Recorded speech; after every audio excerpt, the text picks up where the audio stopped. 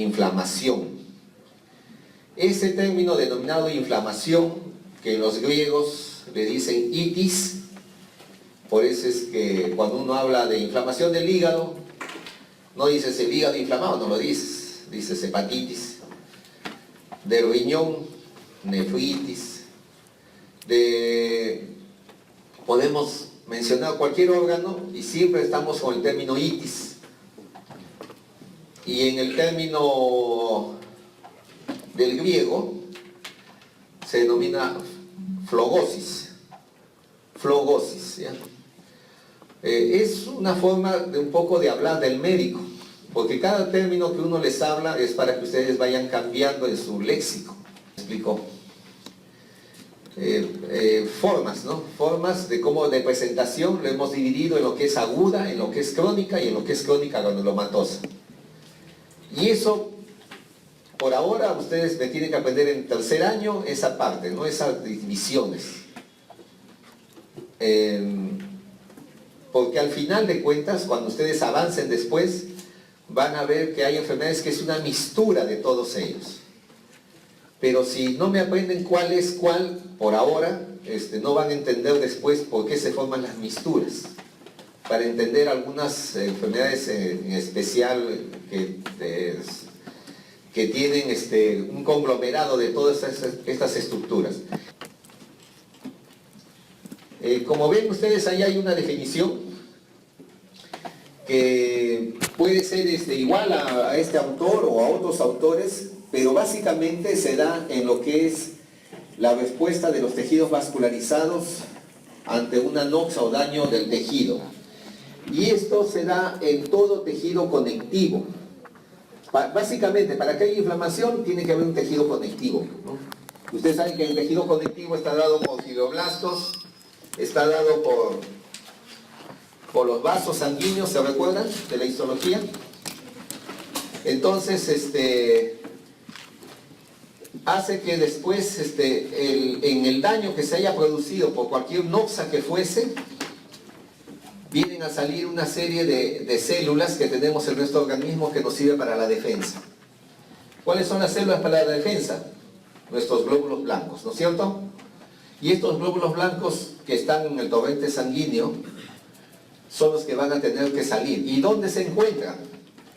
Están en los vasos, se forman en la médula, están depositados en lo que son los ganglios o los nódulos linfoides, y ahí muchos de ellos maduran. Eso que se le enseñaron en histología, ¿dónde se encuentran? Esos vienen a estar movilizándose para salir hacia la zona afectada. ¿Y cómo se considera? Siempre, y siempre lo han considerado así, como un factor de protección. Un factor de protección para la supervivencia. Pero a su vez, de que es de protección, ¿es realmente de protección? Sí. ¿Y puede ser perjudicial?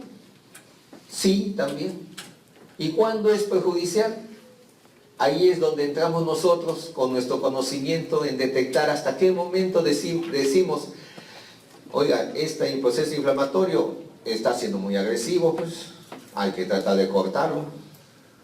Si no, ¿para qué creen que se han creado los medicamentos antiinflamatorios? Para detener el proceso que está sufriendo mucha agresión en ese sector. Dicho en otras palabras, el glóbulo blanco sale de lo que es la microvasculatura, ahora vamos a ir viendo eso, sale, agrede al elemento agresor, en este caso supongamos un microbio, una bacteria, pero en su afán de salir y agrede a todos, agrede también a las células que están normales ahí, agrede al vaso también que está, a la célula endotelial, agrede a todo lo que está, y a la larga todas esas células, aparentemente sin tener culpa, se vuelve factor de necrosis y aumenta el factor de inflamación, y cada vez vienen más y cada vez vienen más y cada vez más, y se expande cada vez más y más. Eso más o menos, podríamos poner un ejemplo, lo que sucede en la inflamación del apéndice secal. que por causas traumáticas, en este caso las heces que se vuelven duras, comprimen la mucosa, la destruye. Al destruirse la mucosa se forma como una especie de células muertas que hay, y eso genera los mecanismos de inflamación. Cada vez avanza más, destruye la mucosa, después avanza la submucosa, avanza la muscular, avanza la serosa, se necrosa todo, produce perforación, en donde el contenido que hay de las heces pasa a la parte del peritoneo, se inflama el peritoneo, se vuelve peritonitis y cada vez se complica más y se vuelve peor. Ese es el problema que a veces hay en los casos en los cuales hay que detenerlo, y hay que detenerlo sí o sí. Habla del punto de vista infeccioso, por eso le digo, casi todos los procesos inflamatorios siempre se basan en los procesos infecciosos. Habla de que no se controlaría, ejemplo, los traumatismos con las heridas tampoco cicatrizarían, o sea, uno se hace un corte, cada vez que uno se hace un corte, ustedes para que cierre esa herida, a los costados se ha vuelto medio rojizo, es porque hay un proceso de inflamación aguda. Así como hay causas de procesos infecciones, hay también procesos de destrucción de los tejidos, o sea, las muertes de los tejidos, a eso se llama necrosis tisular. Los traumatismos, jóvenes, las cortadas, balazos, un palazo que le cae a uno, te produce un proceso inflamatorio. Pues. Uno se pelea, le da una trompada, se hincha toda esa parte de la cara, en la región malar, por decir. Cuerpos extraños, lógico, pues, cuerpos extraños. Hasta la agujeta de un zancudo te produce un proceso inflamatorio, o no es así cada pinchazo que hay de esos tan semejantes áreas rojizas que ustedes tienen en dicho lugar. E inclusive muchos de los temas de depósito, y de eso se habla también de depósito de la gota que pudiese encontrarse también de forma en los procesos inflamatorios. Y por supuesto los procesos de reacciones inmunitarias, que donde ya les he dicho, donde se forma un glóbulo blanco que se llama autorreactivo, también le dicen autoantígeno, en donde supuestamente el glóbulo blanco que sirve para defendernos, ahí hace un cambio y ataca una parte del organismo, de nuestro cuerpo, y produciendo en esa zona que lo ataca un tipo de enfermedad. El ejemplo que les dije del glóbulo blanco que ataca al cartílago, en este caso en la mano, y te da lo que es la artritis reumatoidea.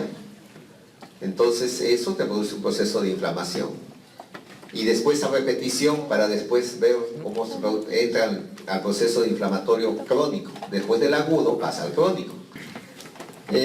Los pasos secuenciales que hay de los agentes que se localizan a nivel pueden ser extravasculares, reconocidos por células, por los glóbulos blancos, también intervienen proteínas, también intervienen, todas estas son eliminadas, la conjunción entre los glóbulos blancos y los tipos de proteínas que están juntándose, tienen un fin común, que es eliminar la sustancia que está ocasionando el problema, ¿no? Y después puede ser controlada la reacción, y después ese tejido que está dañado es reparado con lo que es la fibrosis, ¿no? Ahí está más o menos un esquema que de repente figura en muchos de los libros. ¿Qué son los elementos que están interviniendo? En el vaso sanguíneo, en la circulación, ustedes van a estar viendo que hay el plasma, ya hay los elementos formes, en donde están los glóbulos blancos, con todas sus variantes que a ustedes les han ido enseñando, los glóbulos blancos, los linfocitos, los monocitos, todos esos elementos de células que están dentro del vaso. Pero a su vez, fuera del vaso, en el tejido conectivo, ustedes también están viendo que hay otros elementos que se denominan los fibroblastos, y las fibras colágenas, las fibras elásticas, los proteoglucanos, los aminoglucanos. Estos son elementos que siempre están interviniendo. Cuando sale este glóbulo blanco por diversos mecanismos hasta afuera, aquí, y sale haciendo que la célula endotelial se separa de acá y hace que salga.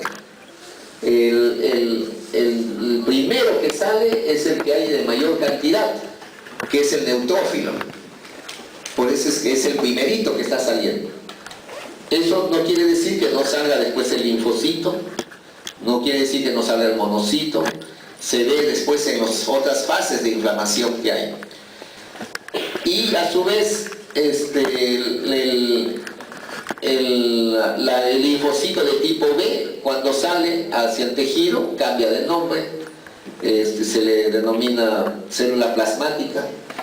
Después tenemos el monocito, cuando sale, se vuelve macrófago, algunos dicen histiocito, que son los elementos que están saliendo.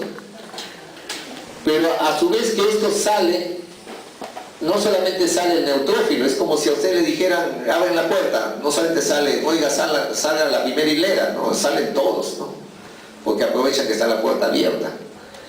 Entonces, al momento que está saliendo este neutrófilo, por la separación de las células endoteliales, sale también los otros elementos pasivos. Sale el eritrocito, que está aquí, sale el plasma, y sale la plaqueta. Al salir la plaqueta, te forma la parte de la fibrina por fuera. Entonces, por eso es que ustedes, en muchos de los procesos de inflamación, ustedes lo ven medio rojito, por salida de las plaquetas, perdón, por salida de los eritrocitos, medio que se forman las formas de inflamaciones fibrinosas. Después vamos a ver eso por la salida un poco de la plaqueta, que va a hacer la cascada de los 13 formas de cascada que hay, de las 13 procesos que hay o pasos que hay, hasta dar el producto final, que es la fibrina.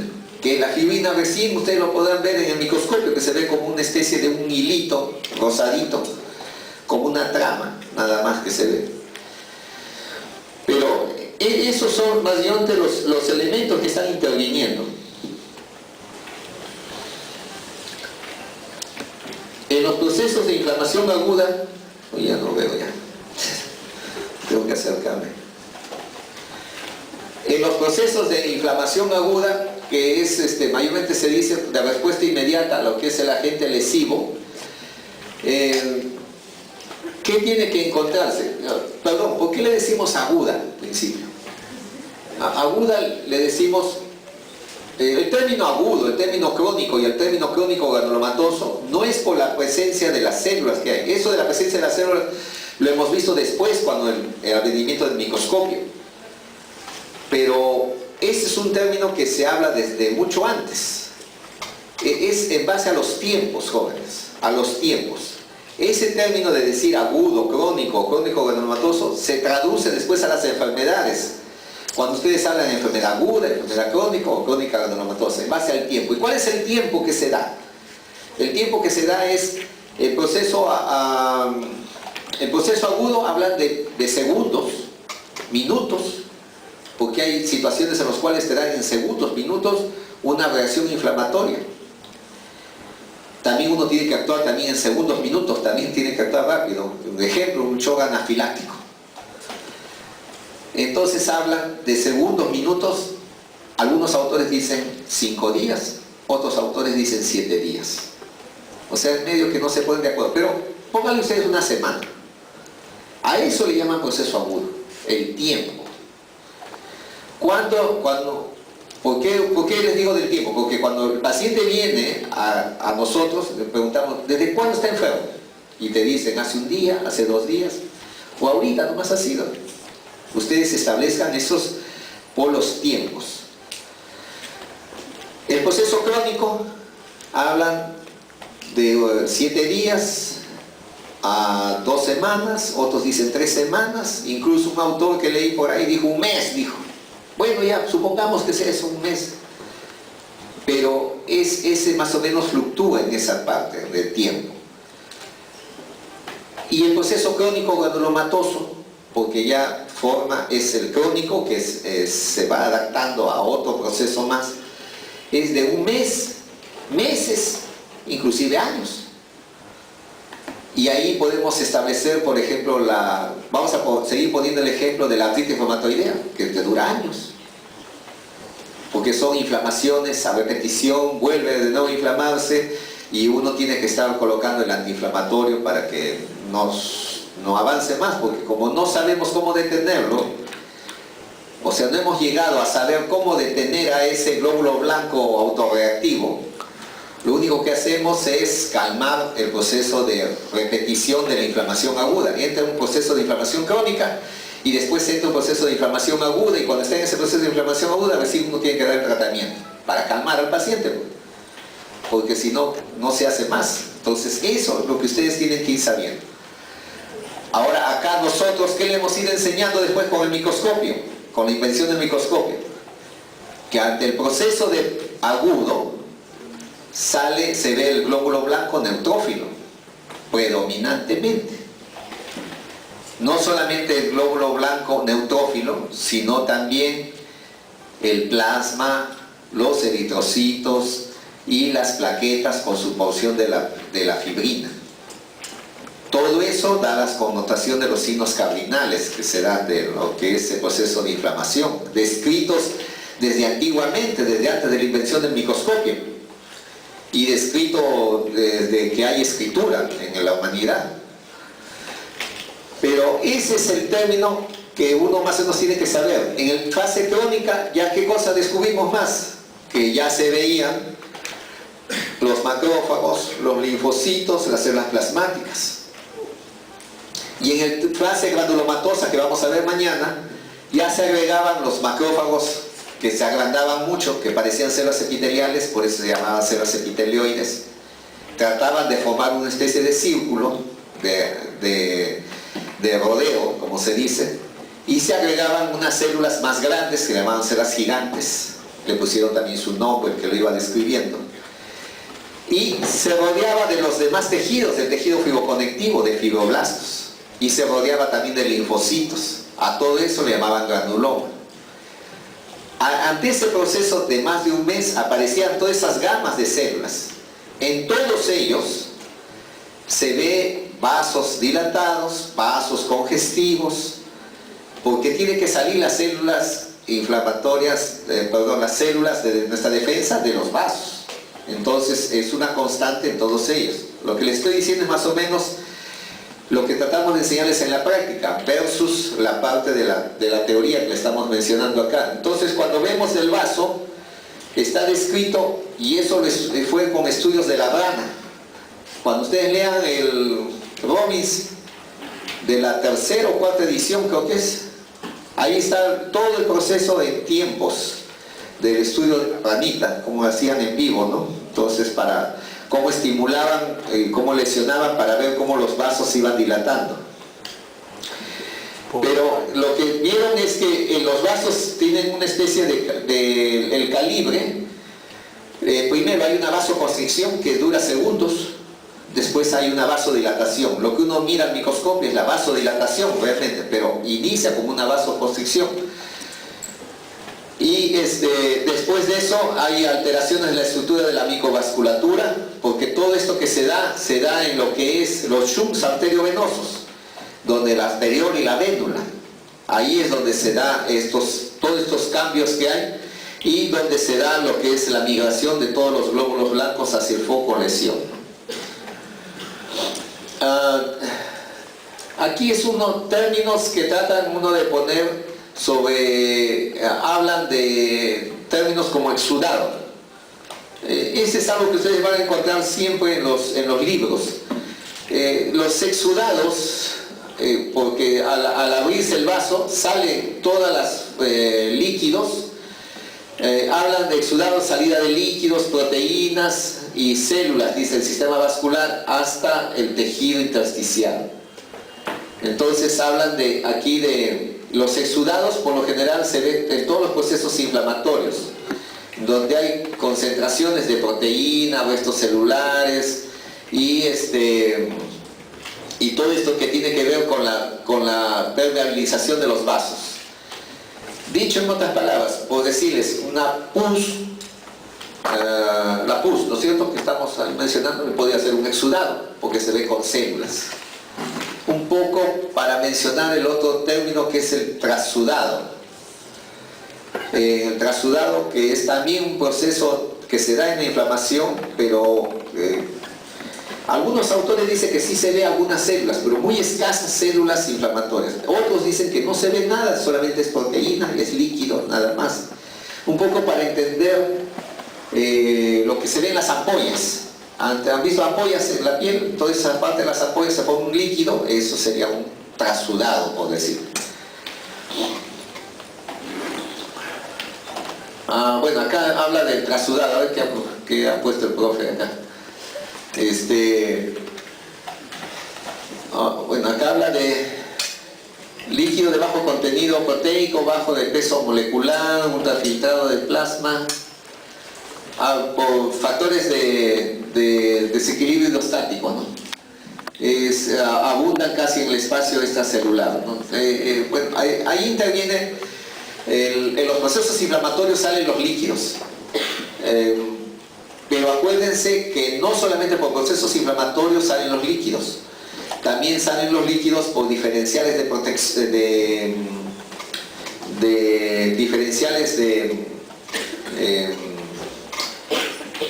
la parte proteica. Hablamos, por decirles, si hay las presiones, por diferenciales de presiones sería. Entonces esas diferenciales de presiones también hacen que salga el líquido.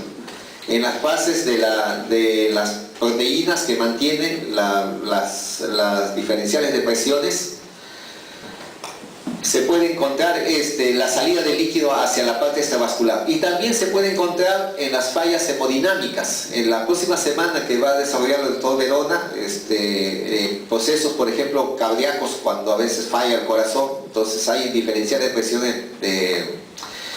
de presiones. Entonces también salen los líquidos y cuando salen los líquidos a la parte intersticial, o sea al tejido fuera del vaso, a eso nosotros le llamamos edema. Ahí dice, ¿no? Así está bien, ahí dice. El edema. El edema viene a ser exceso de líquido en el tejido intersticial o en las cavidades, que puede ser trasudado o exudado. Un ejemplo de trasudado, por ejemplo, en la tuberculosis te puede dar las dos cosas. Te puede dar el famoso derrame pleural. Entonces se encuentra líquido a nivel pleural, comprime la parte del pulmón. A veces uno tiene que punzar para sacar el líquido para que el pulmón se expanda, ¿no? O también se puede llenar de glóbulos blancos. Entonces a eso también se llama un exudado. Entonces hay un derrame pleural purulento, le llamamos. Y de verdad sale así pus. Todo se ve con pus, como lo que está saliendo, ¿no? Con un ejemplo de un agente nomás etiológico.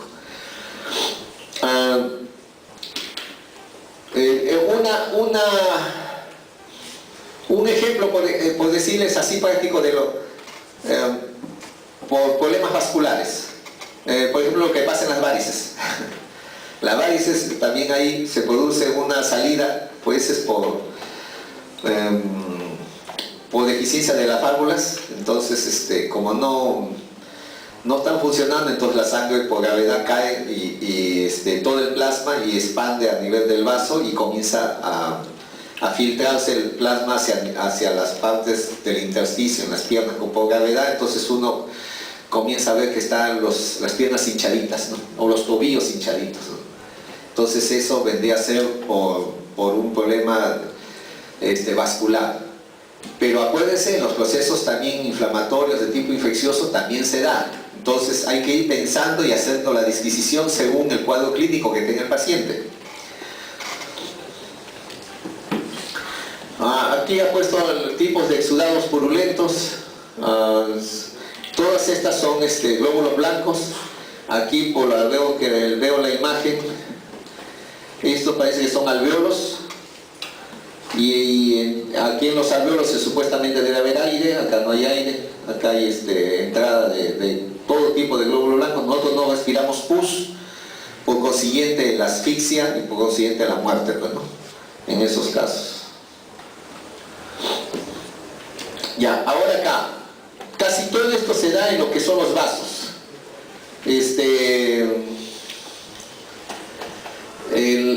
Como les decía a ustedes, existe lo que es la vasoconstricción, después sigue lo que es la vasodilatación. Esto esto va a causar el aumento del flujo sanguíneo. Ese aumento del flujo sanguíneo va a hacer lo que se denomina el enrojecimiento que hay, pero a su vez eso del envejecimiento que hay, también hay un enlentecimiento de la concentración de glóbulos rojos. Al haber también un enlentecimiento, también te da un poco de lo que es la porción de lo que es el calor, un poco de ese sector. Al aumentar la permeabilidad del vaso, hay la salida de todos estos líquidos que les mencionaba hacia los espacios extracelulares, extravasculares, perdón, o sea, en el intersticio, o sea, en el tejido conectivo. También salen, como les dije, los hematíes, y al salir todo este líquido te forma lo que es un bulto, o lo que le llaman la tumoración. Porque cuando uno tiene un proceso inflamado se genera una especie de bulto. Pero a su vez que también sale ese líquido en nuestro organismo, tenemos también terminaciones nerviosas libres. Como terminaciones libres son como pelitos, como la estructura de un pelo, ¿no? Esas terminaciones libres hace que el edema comprime esas terminaciones libres y produce el dolor. Entonces de ahí vienen los signos cardinales que siempre se ha hablado de lo que es calor, de lo que es tumor, de lo que es dolor y de lo que es rubor, que son los 4. Y últimamente le pusieron limitación funcional, porque alguien que tenga algo inflamado en un sector, caramba, o que tenga por ejemplo un inflamado el dedo, ¿tú crees que lo vas a mover el dedo? No lo mueves, pues te quedas ahí quietecito. Entonces a eso le llamaron limitación funcional, del punto de vista clínico. Pero no sabían por qué era. Con la invención del microscopio y todo lo demás, ya se sabe por qué es, y un poco que es la explicación. Y eso es la patología. ¿Qué viene a ser la patología? La explicación de todos los signos y síntomas, para que ustedes tengan una idea de qué está ocurriendo con ese paciente. Al final de cuentas, ya vuelvo a recalcarles, al paciente no le interesa que ustedes le digan qué está pasando, sino quieren que le solucione su problema que tiene. Eso queda para ustedes, para su conocimiento, para que lo entiendan. ¿Ya?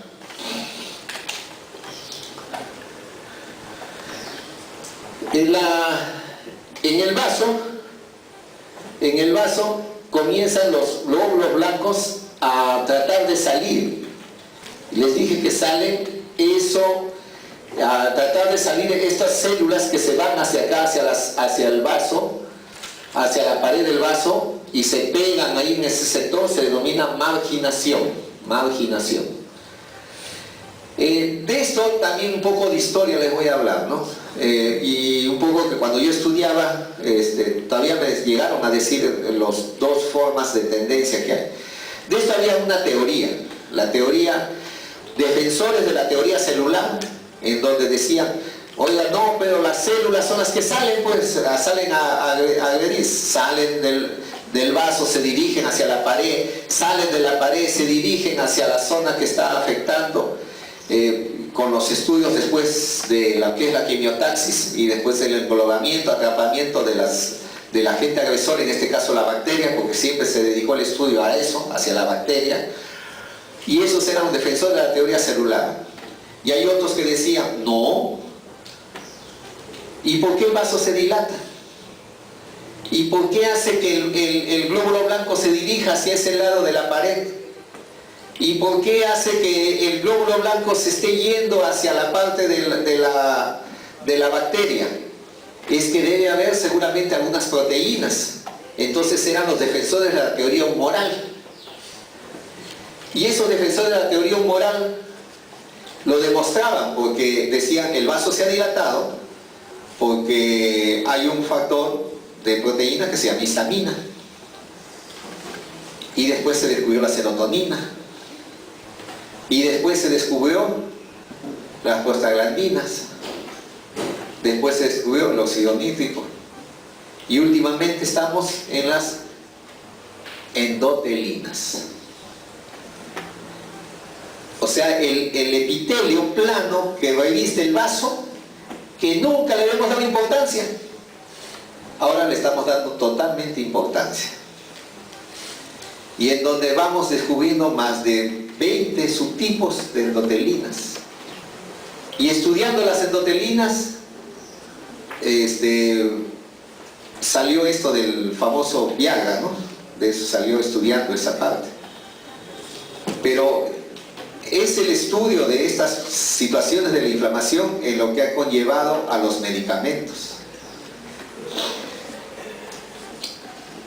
Ahora vamos a seguir viendo lo que está poniendo acá el profesor, es su diagrama del año pasado, en donde esto ustedes lo han visto en la apéndice secal. Cuando ustedes se dan a la parte de la serosa, van a ver ustedes la dilatación, cómo los neutrófilos, que son los primeritos que se van pegando hacia la pared, van migrando, van saliendo. Estos espacios claros que ustedes ven es por el edema, porque también sale líquido. Lamentablemente no se ve en eritrocitos, pero a veces sí se ve en muchos casos que también salen, ¿no? Pero comienzan a migrar por ese sector. Como se ve aquí, y siempre se les ha dicho, esta es la figura del vaso que está con la marginación y que está con la congestión vascular. Este sector es de eritrocitos, como van saliendo aquí, estos espacios claros es por el edema. Siempre se da en lo que es la microvasculatura, entre el paso del arteriol y la vénula, en donde ustedes tienen acá una imagen de lo normal y acá en los vasos que están más gruesos, ensanchados. Estos vasos que están ensanchados hay diferenciales de presión. En el libro de la sexta edición de patología está incluido las diferenciales de presión. Los que quieran leerlo, ¿no? Y profundizar un poco más. Pero en el último que han puesto de la novena ya no lo ponen, está así esa imagen parecida a eso, no le dan importancia. Pero en otros sí, en otras partes sí le han estado dando, porque lo midieron y lo vieron que hay diferenciales de presión ahí.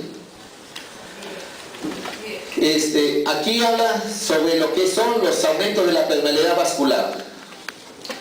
Se forman las aberturas. Aquí ya comienzan a hablar de estos elementos de proteínas que están incluidas en lo que es la dilatación. De lo que les decía yo, las histaminas, las serotoninas, en este caso hay vancomicinas. Pero acá habla de un mix. Yo les decía que había la teoría humoral y la teoría celular. ¿Saben cuánto tiempo estuvieron peleándose así los médicos? O sea, la parte científica que hablaban, es como 50 años. Como 50 años han estado diciendo. Entonces, decían, no, el que dilata el vaso es la histamina, que la serotonina. Después descubrieron las demás, las prostaglandinas. Cuando ingresé a la universidad hace 40 años era el boom de las prostaglandinas. Todo eran prostaglandinas. Pero después ya se fue viendo el óxido nítrico y después últimamente el boom de las endotelinas, ahorita. Entonces dijeron, oye, pero la célula, el glóbulo blanco no se va solito, pues, ¿no? Ya se fue descubriendo las interleuquinas. Oiga, pero en el vaso, en la pared del epitelio, ¿cómo lo hace que lo jale? Entonces se descubrió las selectinas. Oye, pero ¿cómo hace que se liguen los dos entre las interleuquinas y las selectinas? Hay una soga que los une, se llaman las integrinas. Entonces así fueron más o menos avanzando. Todo eso le llamaron la teoría humoral. Inclusive cuando sale también el glóbulo blanco y se dirige hacia la noxa, fue eso descubierto un poco antes, los factores de la quimiotaxis que tanto hablaron de los factores de complemento. De toda la variante de complemento se habla de los complementos C3, C5, se habla también de la ozonización y también se habla de la fagocitosis, ¿no? Donde ya ven englobar todo, ¿no? Ya, entonces acá estas son diapositivas que le he tomado del año pasado el profesor, pero ya está hablando de procesos de mixturas, ¿ya? Lo que les digo un poco es un poco la historia para que entiendan por qué ahora se está hablando de esto, como si fuese un mix de todo, ¿ya?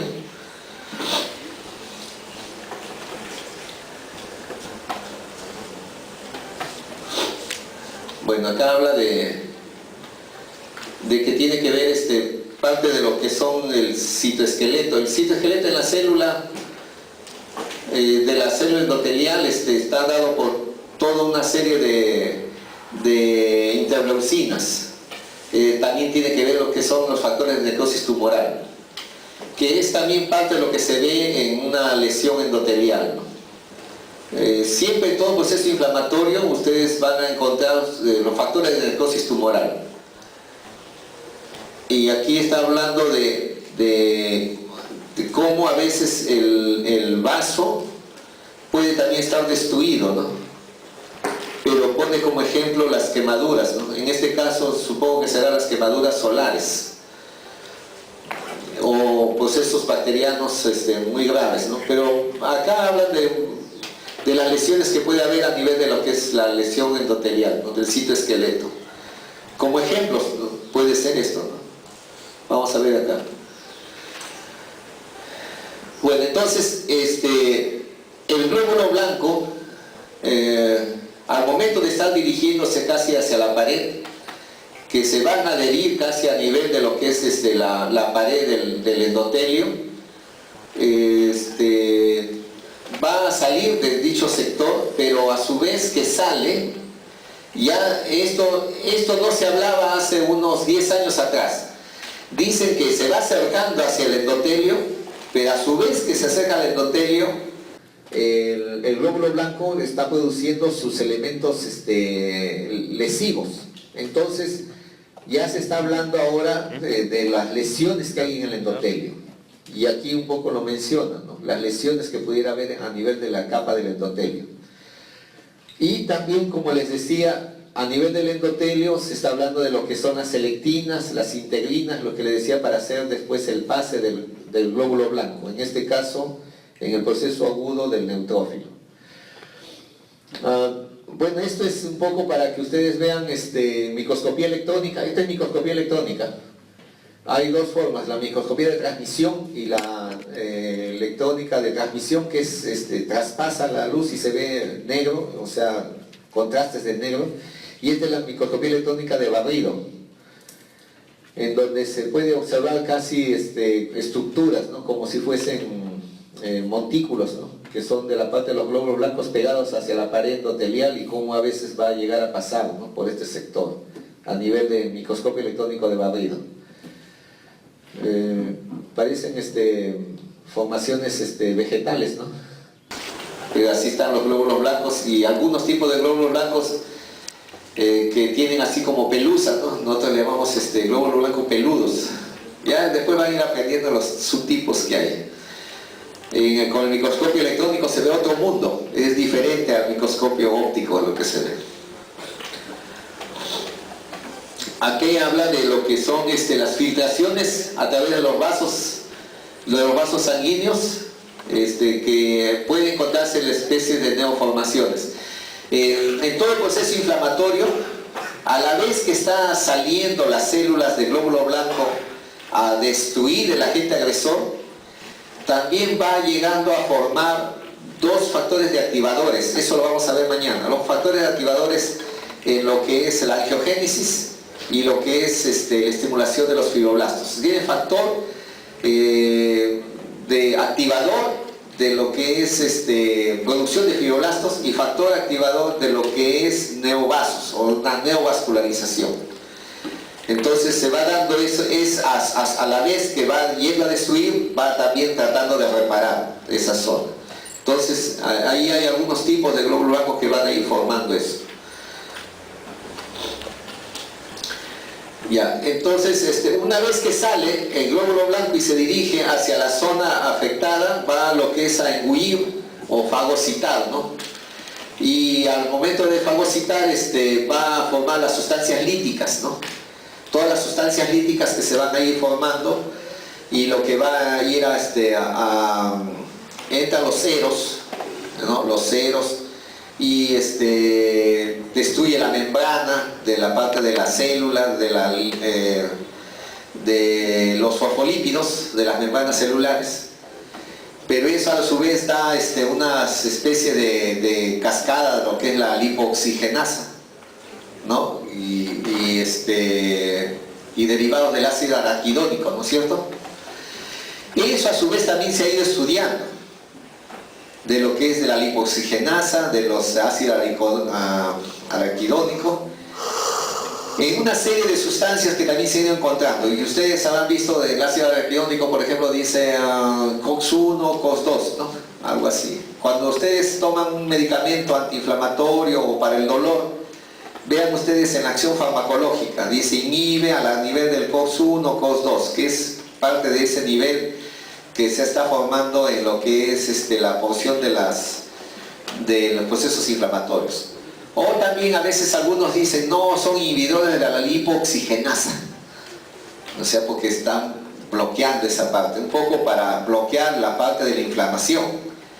Y después hablan también ahí del corticoide, que también se describió, porque al estudiar la inflamación, vieron que salía una sustancia de la suprarrenal, de la parte fasciculada, del cortisol, que bloqueaba ese proceso de la inflamación para que no sea tan agresivo.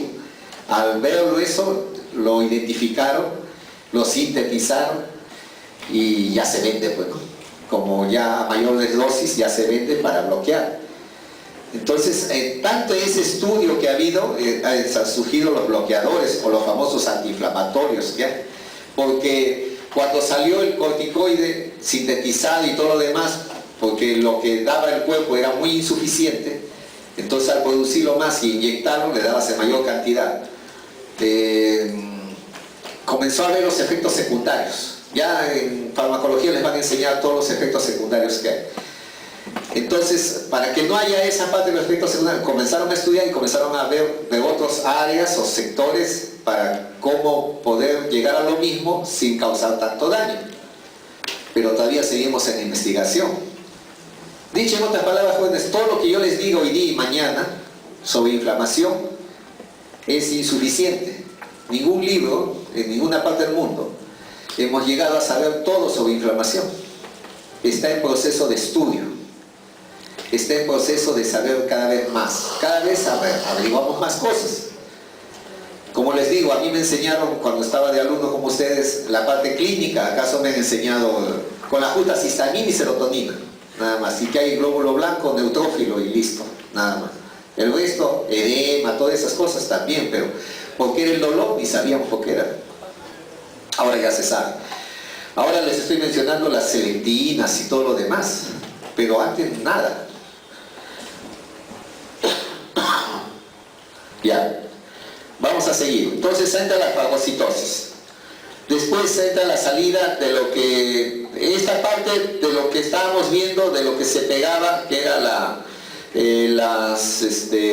adhesiones, el rodamiento que le llaman, después le llaman migración.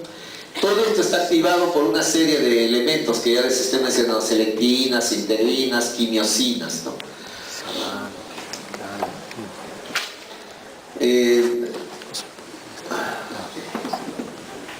Aquí habla de lo que cuando se produce la dilatación del vaso, habla de cómo la sangre al circular los eritrocitos se forma un enlentecimiento, y eso es verdad, se forma un enlentecimiento en la parte central, tomando en cuenta esta imagen, ¿no?, que antes se vio. Y esto de enlentecimiento y concentración de los glóbulos rojos aquí, a eso le llamamos congestión vascular. Si ustedes se han dado cuenta, en las láminas se ven vasos dilatados llenos de eritrocitos. Eso se denomina congestión vascular, lleno de eritrocitos ahí. Si los eritrocitos están fuera del vaso, eso ya no es congestión vascular, eso se llama hemorragia. Ustedes dirán, no, la hemorragia se produce por ruptura de un vaso. Está bien, pues, por ruptura de un vaso es lógico, pues, se rompe un balazo, un cuchillazo, un traumatismo, se rompe el vaso, pues es lógico, y sale la sangre, ahí es hemorragia.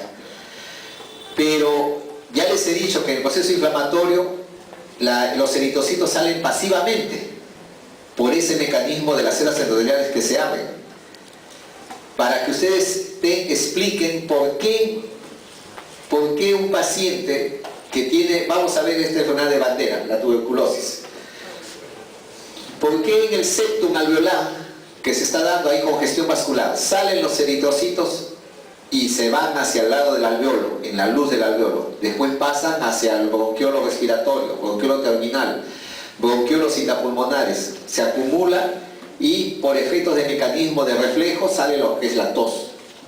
Y en la tos sale la expectoración con sangrecita. Y ustedes me dicen, ¿y de dónde sale esta sangre? Por este mismo mecanismo de inflamación que está teniendo a nivel de ese lugar. Entonces ustedes, al momento de analizar, cuando dice el paciente expectoración hemortoica, ah caramba, es porque ha habido un proceso inflamatorio, está saliendo ahí la sangre y todo lo demás. No, doctor, se ha roto un vaso. No, usted no se le ha roto ni un vaso. Usted le tiene que explicar eso, porque es parte del proceso inflamatorio que está sucediendo. Entonces, cuando ustedes vean que hay eritrocitos fuera, todo, traten de explicar eso, porque son los dos mecanismos que hay.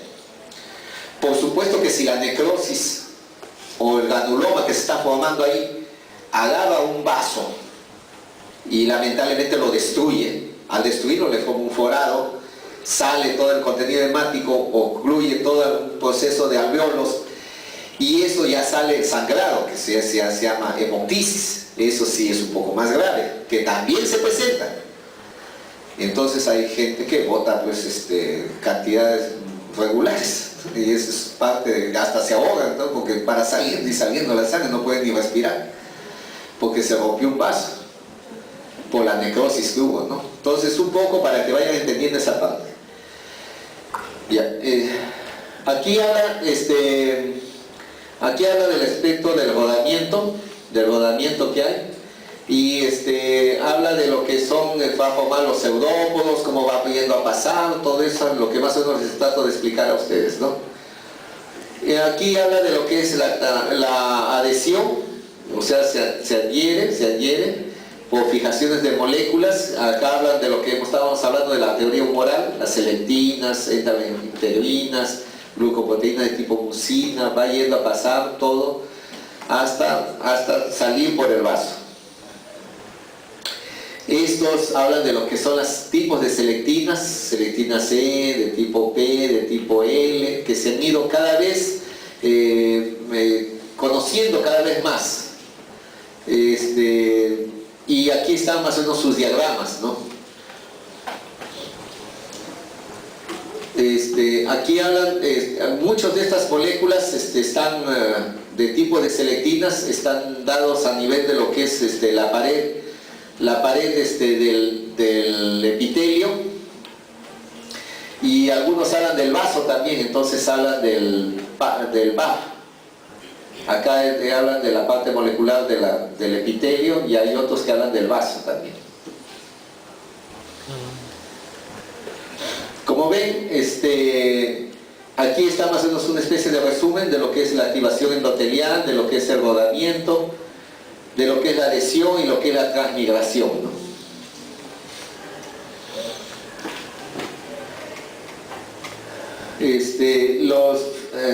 Aquí trata de hacer ver aquí trata de hacer ver que estos glóbulos blancos que están infiltrando, los primeritos que salen son los neutrófilos, un poco para denominar los procesos agudos. Se da en las primeras horas, aquí habla hasta de 48 horas, pero como les digo, eso es variado, porque algunos hablan de 4 días, 5 días, otros de 7 días, ¿no? Cuando salen los neutrófilos, por lo general son procesos infecciosos bacterianos, ¿ya? Cuando salen los neutrófilos. Y cuando se ve que hay más de linfocitos, por lo general estamos pensando en procesos infecciosos virales. ¿Eso cómo lo traducimos? En el famoso hemograma, el análisis de sangre. Cuando uno pide su análisis de sangre, hágame mi hemograma, dice. Uno tiene que saber bien cómo son los valores normales, en porcentaje de los glóbulos blancos. Y eso lo tienen que tener bien presente en la cabecita. Porque si no lo saben, no van a saber nunca qué es. En un hemograma, o denominado hemograma de Schilling, ustedes tienen que saber que el neutrófilo,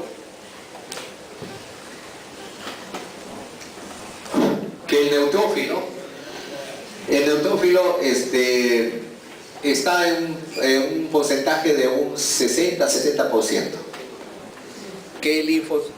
Ya se apagó. La pila. Ya no hay pila. Ya, ¿se va la pila o qué? Ya. Que el linfocito está basándose en 20 o 30%. Que el eosinófilo está de un 0 a 1%, algunos dicen 3, algunos autores dicen 5%, pero básicamente un 3%. Que un basófilo está más o menos entre 0 a 1%. Perdón, y un monocito está en 8%. Se fue.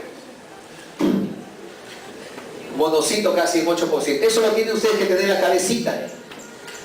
¿Por qué lo tienen que tener en la cabecita? Porque si hacen ustedes un hemograma y encuentran en el hemograma encuentran que hay neutrófilos 80%, ya les está dirigiendo que es un proceso infeccioso de tipo bacteriano. Y si al revés encuentran linfocitos, los normales 20 a 30, encuentran 40-50%, están pensando ustedes en un proceso infeccioso viral. Si hay si hay 8% o 10% de eosinófilos, están pensando en un proceso parasitario o un proceso inmunitario, lo que le llamamos alérgico, inmunitario o alérgico. Si hay ¿qué más será? En eso más o menos les puede ayudar un poco la parte de los procesos del hemograma, denominado hemograma de Schill, porque fue hecho por el alemán Schill.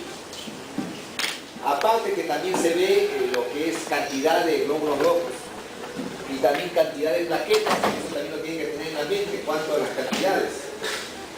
No se olviden, los eritrocitos es en millones, de 4 a 5 millones, y en las plaquetas de los 150 a 250 por milímetro cúbico.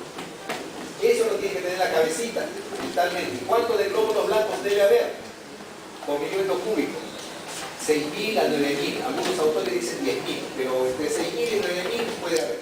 Si encontramos más de esa cantidad, estamos hablando de procesos inflamatorios, procesos infecciosos, como les decía.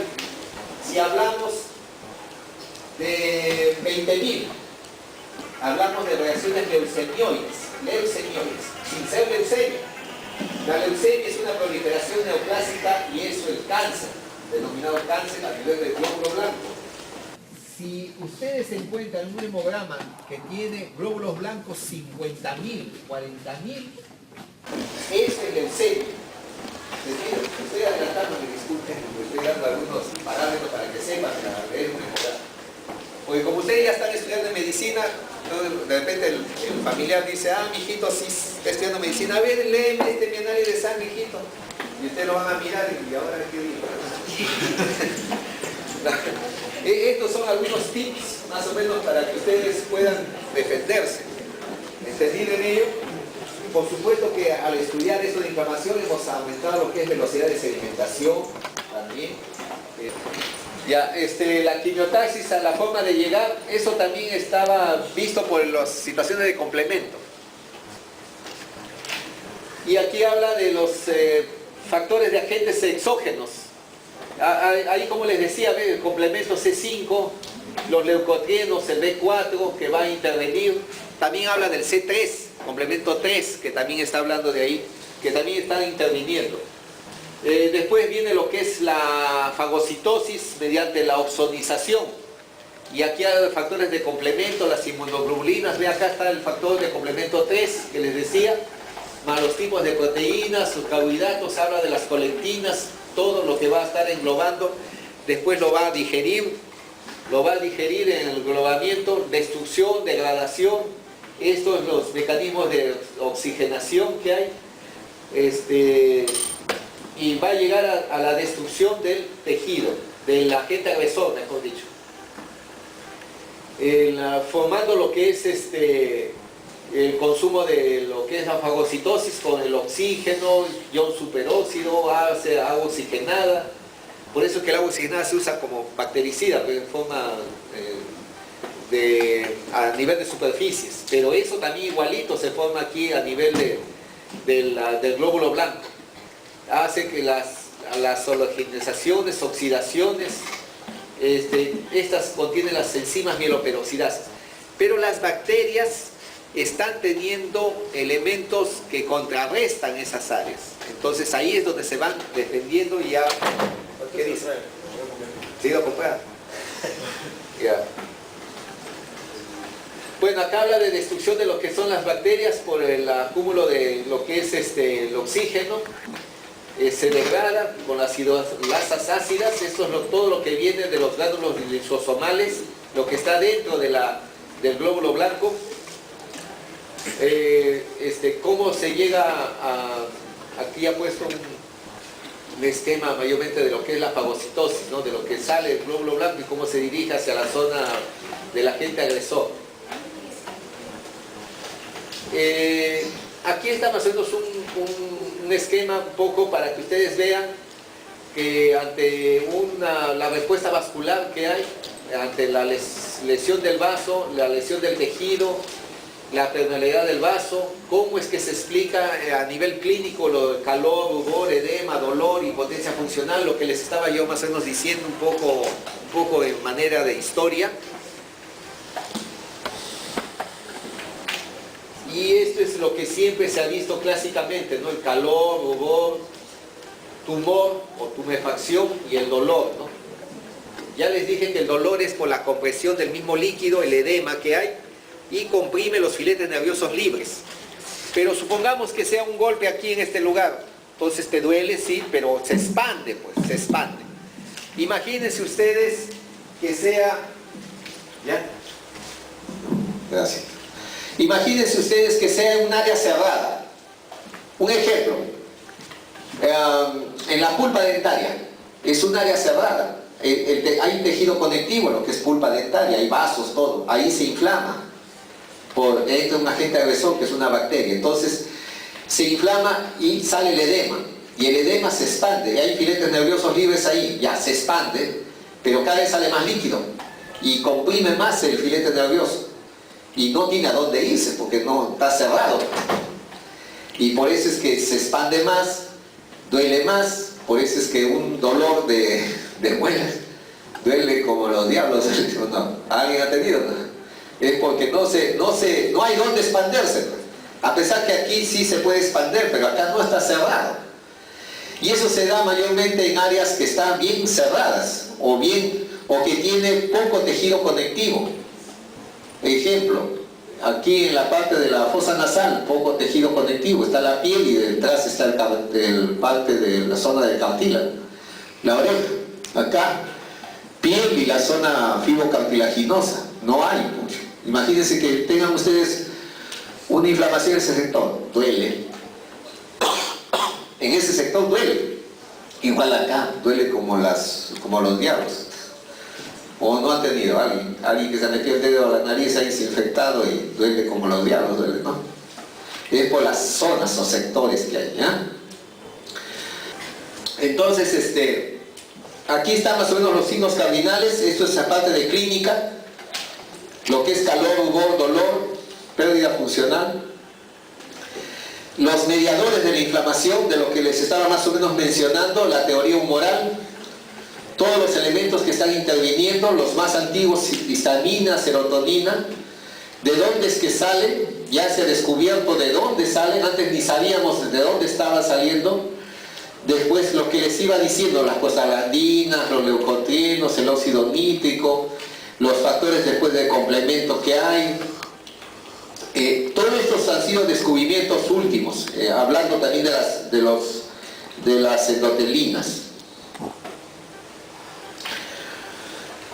Aquí está más o menos un cuadro donde está, eso creo que está en su libro, donde habla de los mediadores de histamina, dónde se encuentra y qué acciones va a tener.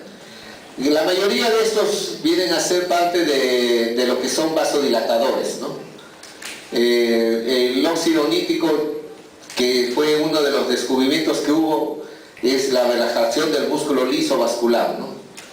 Eso es lo que les dije yo, lo del Viagra, ¿no? Un poco de eso. También tiene que ver esa parte para ese medicamento que hubo. Aquí está un ejemplo de un proceso inflamatorio agudo en la etapa del cuello uterino. Entonces aquí esto se forma como una especie de nata blanquecina, dado por neutrófilos, ¿no?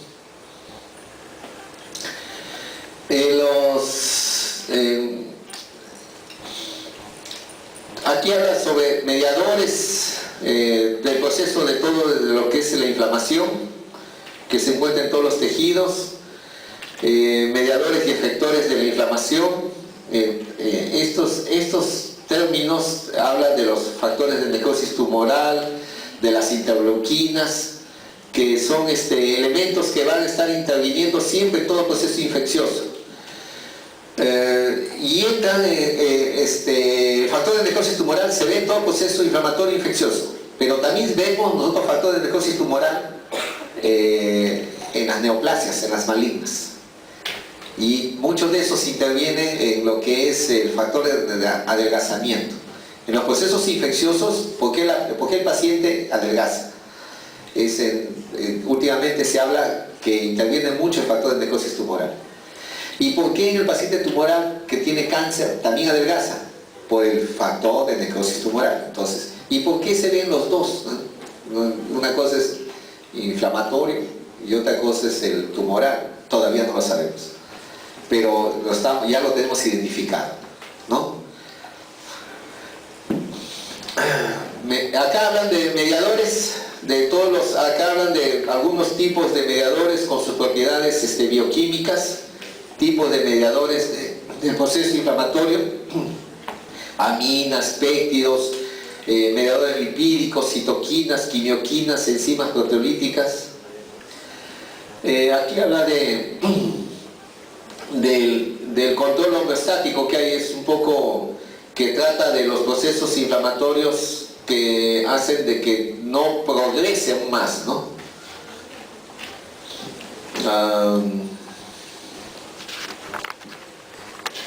Este es sobre lo mismo, sobre procesos de homeostasis. Y aquí habla sobre la parte clínica. Esto es más, es clínica, clínica, histología un poco. Los procesos, inflamaciones serosas, sudaciones de líquido de bajo contenido celular, inflamación fibrinosa con poco ambulante, o sea, se ve la fibrina, que es la parte de lo que le dije de la cascada de la plaqueta. La inflamación purulenta, lo que vemos en la pus, y lo que vemos también de lo que es las úlceras. Aquí están algunos ejemplos de lo que son exudados serosos. Este es un ejemplo de una ampolla. Acá está el epitelio, cómo se desprende sobre la parte basal. Esta es enfermedad inmunológica, debe ser de un impétigo, o pénfigo debe ser. El pénfigo casi es a nivel de la capa basal que se desprende. Es una enfermedad inmunológica o inmunitaria que le dicen. Y esto se ve, acá hay lesiones ampollosas, ¿no? Todo ampollosas. Virus también, ¿no? La varicela, ya, bueno, no vemos ya, ¿no? Por las vacunas, ¿no? Pero la varicela, bueno, a mí me dio, se formaba ampollitas por toda la piel, por todo lado. La viruela también, pero en la varicela también se veía lo mismo, ampollitas, que era por la acción del virus. Con las vacunas ya no se ve eso, pues, ¿no? Porque ahora entramos al programa de las vacunas y ese es parte del Estado que lo está haciendo. Pero eso más o menos se generalizó a partir del año 64, 65. Pero todos los que nacimos antes, y yo pasé por todas las enfermedades, soy sobreviviente de esa generación. Pero ¿cuántos otros murieron? O sea, de mi época, ¿no? Pues niñitos, mejor dicho, ¿no? Los bebitos, ¿no? Aquí hablan de procesos inflamatorios. Estos son ejemplos del corazón a nivel del pericardio, lo que se denomina la pericarditis fibrinosa. El caso que siempre paramos viendo en el hospital, el apéndice secal, así se ve, congestivo.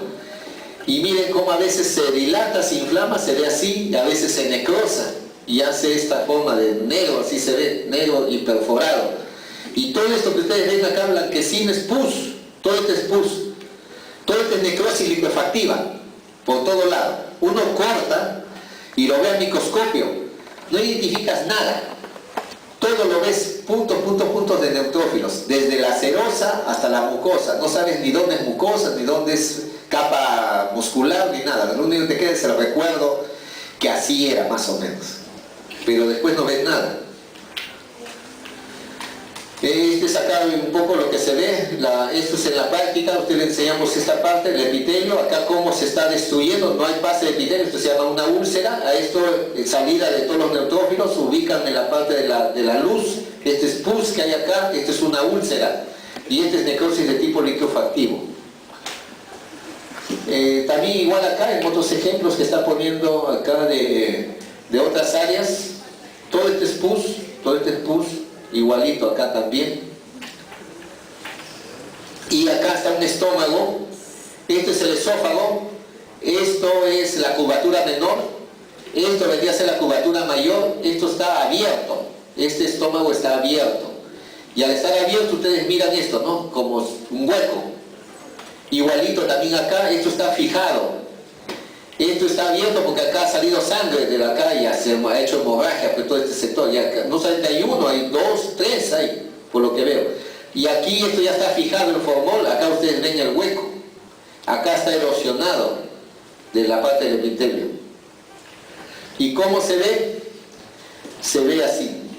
Parte del epitelio que está aquí, parte del epitelio acá no se ve, esto es la parte de lo que es la úlcera. Todo esto hay células inflamatorias en todo ese sector. Y aquí no hay epitelio. Supuestamente aquí para acá debería estar el epitelio. Aquí no hay, se fue, ya no estuvo. Y nada más, hasta ahí llegamos. ¿Cuánto me he pasado? 5 minutos más. Bueno,